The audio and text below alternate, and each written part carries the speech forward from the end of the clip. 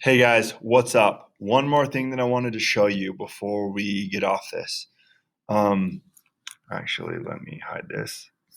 There we go.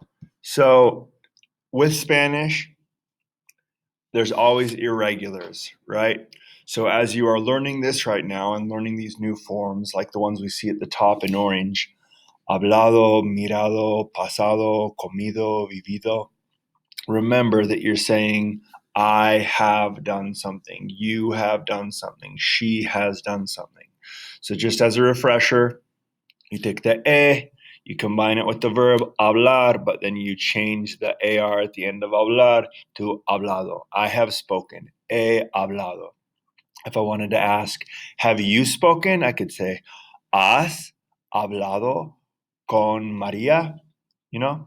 Or if I want to, just looking at these examples here, I want to say, we have lived in California. I would say, hemos vivido en California, right? But notice the verbs in green. Um, those are irregular verbs, right? So instead of following the normal process and the verb ending up like hablado or mirado or pasado, you got to change the verb to the endings that it shows here, right? So let's look at some of the most common ones, like hacer.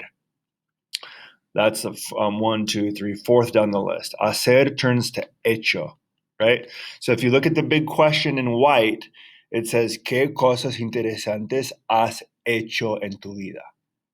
So what does that mean? What interesting things have you done in your life? So you wouldn't follow a process and make it ha sido, right? Because that's not a word, right? You'd say hecho. ¿Qué has hecho? So you could say, I have done my homework, he hecho mi tarea. Or because hacer also means to make, you could say, oh, has hecho la cena? Have you made the dinner? Kind of things. A couple other common ones from this list. Look towards the bottom at ver. So let's say your friend went to a movie and you want to say, hey, what did you see? Well, notice that's tricky because if I say, what did you see? I want to say, hey, que viste in the preterite, remember? But if I want to say, hey, have you seen? Remember, because what we're learning with this is, have you done something, right? You see that in pink right there? So I want to say, have you seen Avengers? I'd say, ¿has visto la nueva película de Avengers? Or whatever. See what I'm saying? But then you can use most of the verbs in Spanish follow a process, but here are about 10 that don't, right? So let's say poner. You want to say, I have put the salt on the table. You can't say ponido because that's not a word, but you could say, he puesto la sal en la mesa. Or I have returned, because volver at the bottom of the list means to return. I have returned home. You could say, he vuelto a casa. Does that make sense?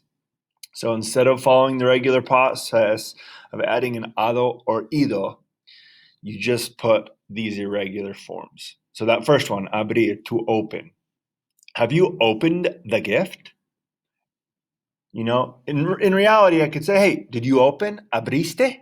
¿Abriste el regalo? And that's totally normal. But if I wanted to say, have you opened with the have, I'd have to say, ¿has abierto el regalo? Does that make sense? So now you have a good idea of how some of these irregulars work. I highly recommend that you jot these irregulars down so that you have them in your notes. Okay, I'm going to put your assignment on Canvas.